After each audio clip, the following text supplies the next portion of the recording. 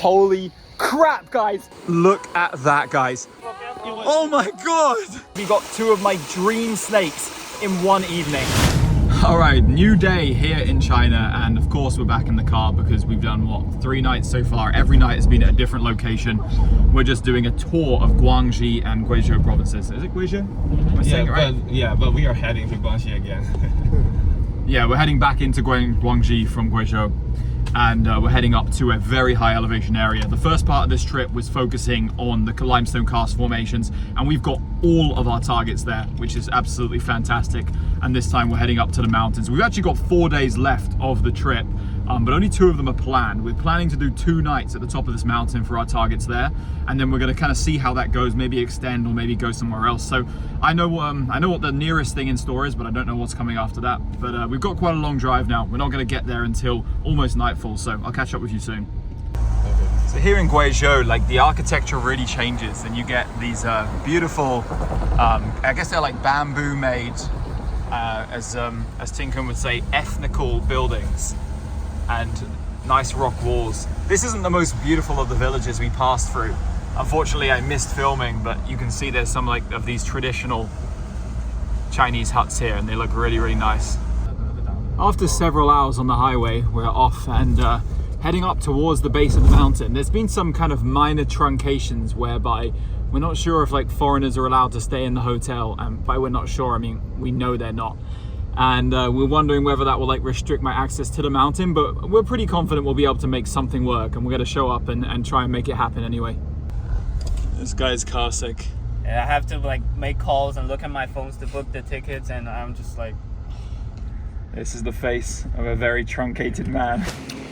Well, our worst fears have officially been realized. Long story short, you see that mountain over there? They don't allow foreigners to go in there, not at all. We were under the impression that it was just the hotel that didn't allow foreigners to stay there. So we were going to run the camping meta, which is also something they offer. But turns out it's kind of like a new policy in recent times. They just don't allow foreigners in Mao, full stop. So let's describe this as a major truncation, but not one which can't be overcome, in the terms of that we believe we can still have a fun and interesting final 4 nights of the trip. Tonight is going to be spent probably just exploring some areas around here, no idea, going to places which no one's hurt before, no localities, etc. And see what shows up. And then we're going to figure out what we're going to do for the last few days. But it's our last chance to look at perfect conditions for Boretai right now. Probably would have had an extremely high chance to find them. And yet we're looking from a distance while Jay and Sum are both up there catching Boretai. It is what it is, man. It's China for you. Holy crap, guys. What the hell just happened? We were depressed, completely depressed. We didn't think there was anywhere to herp around here. We were saying this habitat is complete shit. Yeah, we were the habitat's awful. We were talking about this habitat the whole time. And we were just driving to try and scout locations. Mandarin rat snake crossing the frickin' road. What the hell? One of my dream snakes to see that I didn't even think was going to be a possibility on this trip. Hold on, let me show you properly. Look at that, guys. 350 meters above sea level. I didn't even think it was possible to get these at this low elevation. And we just hit the literal jackpot. Because of the truncation of Boretai on the mountain, we were talking about how, because it's the best time of year for these guys, that we might go somewhere to target these. But we didn't even have really anywhere in mind. We weren't sure. It seems like there's almost nowhere good to herp around here. And then the freaking most insane holy grail, freaking beautiful montane in inverted commas, rat snake just shows up just on this line. I thought it was a DOR of some kind. I jumped out the car. I see its tail heading off. I run up and I see that pattern, and I'm thinking to myself, what is happening? What is happening? This is just unreal. Down on our luck, just needing something to pick us up, expecting a McSkunkington here tonight, or a green bean hell. And we get a freaking Euprepiophis, and a nice big adult as well, a really decent sized adult, 1 meter long. What the hell? It's almost dark, so I'm going to make the most of this last light to show you a species which I just simply cannot believe that we encountered on this trip. Like, this is just the colubrid goat trip. Like, we got freaking Elafe taeniura, which was like a dream find of me, Moquadi, that subspecies. And I was like, holy crap. Then we got our main target, Elafe, and now we got another insane rat snake. One of the best old world rat snakes up there for sure with freaking Mollendorfi, the flower rat snake. I am just in love right now, guys. This is an incredible trip. Like, major truncation at the top of the mountain, major win at the bottom. This is just amazing. I'm gonna try and like take it into a little bit more of a light spot for like one final look before we let this go. Yeah, I think it was slightly better contrast against the road. Like, the light here isn't as good, but here's just another angle where you can see some beautiful background. Like, holy crap, guys, this is amazing. This is just a dream come true for me. All right, back in the car after that excitement, and it's just about got dark now, so we're gonna start herping for real. Not really sure what we're doing around here, just kind of scanning, but things are already just fantastic. Like, I'm happy with tonight no matter what. So let's see if we can add anything more. All right, and we've road cruised a snake just after I filmed that clip, and it's another lifer for the China trip. This is Boiga, wait, come here. Boiga crapelini. I know a few people probably like would have thought Protobothrops the moment I picked this up, considering, remember, all the Protobothrops we saw last night. They look very similar. But there are some very marked differences in body shape, scale texture, head shape, eye shape. Everything is just like kind of different. But this is just a little baby Kraepelin's cat snake. I don't even know. What is the freaking common name for this one? Big-headed snake. Cat snake. Big-headed snake, what? Yeah. No, that's what people call in Taiwan, but like we usually call them twisted band cat snake, something like that. Yeah. But yeah, this is a snake and it's alive. So we're 2 for 2 on live snakes, and yeah, it's doing the classic Boiga shit, yeah, which is just biting constantly. But yeah, oh god. Yeah, there's a car coming, so I'll move this one over to the edge of the road where it's probably going to be released shortly. But nice to get another interesting species down here in the lowlands tonight. I'm very happy with that. Cool. Oh my god! Oh my god! What is that? Holy shit! What? God works in mysterious ways, man. We got more truncated than we could have believed tonight. And we cruised a row which we were hating on. We were like, the habitat's shit. We get a Mandarin rat, and then we get a freaking massive Deinechistrodon. Holy shit. Freaking 5 pacer down here in a lower elevation road. Like, we knew they could occur here, but it seemed like a pipe dream. But that is just absolutely insane, guys. This is like a Malayan pit viper on steroids. This is literally one of my all-time favorite snakes and things I most wanted to see. But because they're not quite as common in the far southwestern part of China, like down here, as they are in other areas, I didn't really have them on my priority list for this trip, you know?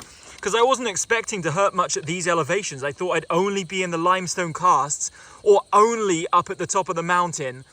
But we ended up being down here, and in one night we got 2 of the absolute showstopper, certified showstopper snakes of the area. I'm going to turn the video off for a second and just appreciate this incredible snake in person. But let's just get a look at that face for a second. Look at that. Literal Malayan pit viper on crack. Like, that is just amazing. Malayan pit, you know, like Pokemon, they have different evolutions. Yeah. Well, this would be like the evolved Malayan pit viper, no, you know? Mega evolution of yeah. Malayan pit viper. Oh yeah. All right, here's the last look we're going to give it on the road, because we're going to move it into like a better area, because like it's just like random agricultural like grasslands around here. But here's a look at this absolute beast. Like, the size of this snake is insane. Like, Tinkun says this isn't even a giant one. This is just a normal like adult size, but it's blowing my mind how freaking huge this is. This is like as big as the largest Malayan pit viper I've ever seen, but and like thicker at the mid body. Like, the freaking high contrast pattern, the dark head, the stripe, it's just absolute perfection in a terrestrial viper. Incredible. All right, we moved it off into that little rushing stream, and here you can see the goat viper in Southeast Asia. You know, me and Plato, if you remember that little lad from my videos earlier this year, we ranked every Southeast Asian viper, and this was in the top 3 at the end, and we couldn't make a decision between Protobothrops barretti, this one, and a Zemiops. Personally, I prefer this one to a Zemiops, and barretti, well, you know, that one's probably going to evade us on this trip, but this is more than making up for that. This is just everything and more I could have possibly hoped from China. Like, this trip has been so insane already. I'm getting our 2 biggest non-high montane targets. Like, let me explain a little bit better, right? So we were supposed to be going up to the very peak of the mountain to target Protobothrops barretti, where this species of Mandarin rat, it's actually too high for them. And that's why they weren't really on my cards for this trip, because I didn't think I'd get a chance. But since we weren't able to go up there, we were able to hit the elevational range for these species, and we killed it. Like, what an absolute amazing effort from the guys. A fantastic day, a fantastic way to untruncate ourselves. And this is just such a, you know, it was very jumpy at first, but ever since we moved it off, totally calmed down. It's a little puppy dog. Beautiful, stunning, incredible, huge. Like, look at the size of this thing, man. That is amazing. Holy cow. Brought it off to the side here because I just have to show you this in my hand. Like, it has the most insane rough textured scales ever, and I don't really want to go on the free handling meta because people are really against that, but I actually think it might be genuinely easier than me handling this one with the hook, right? I'm not going to put my hands near its head. I'm just going to hold it kind of by its mid-body, because I think that's a much better way of actually showing the snake. Because this is genuinely one of my all-time favorite vipers. This has been in my top 3 favorite vipers in Southeast Asia and the world for so long, and I just feel so incredibly blessed that we suffered a giant truncation and it ended up paying us dividends, and it turned out to be the best truncation ever because we got 2 of my dream snakes in one evening. And this Dinocystrodon acutus, man, sharp-nosed viper, 5 pacer, 100 pacer, whatever you want to call it, god of the mountain. It's just one of the most incredible snakes I've ever seen. And I know it's probably super, super loud with the rushing water in the background, but I'll just speak briefly about this snake. In China, it's collected very, very heavily for snake wine and food, right? And I feel like we said that a lot on this trip, but it's actually true. And that makes adults like this, like big ones, really hard to come by. So we're so lucky to find one like this, especially as it was not far from civilization at all. Just all in all, an absolutely unbelievable, amazing snake, and a very rare free handling for me on my channel, just because honestly, the hook just, it feels like crap. It's actually safer for me to do it like this, trust me. Anyway, incredible, incredible snake. I cannot believe how lucky we've been. This has been a simply unbelievable trip. Let's go. Let's go. Man, we almost had a major truncation. Just about 10-20 meters down the road, I pulled over to let a car past us.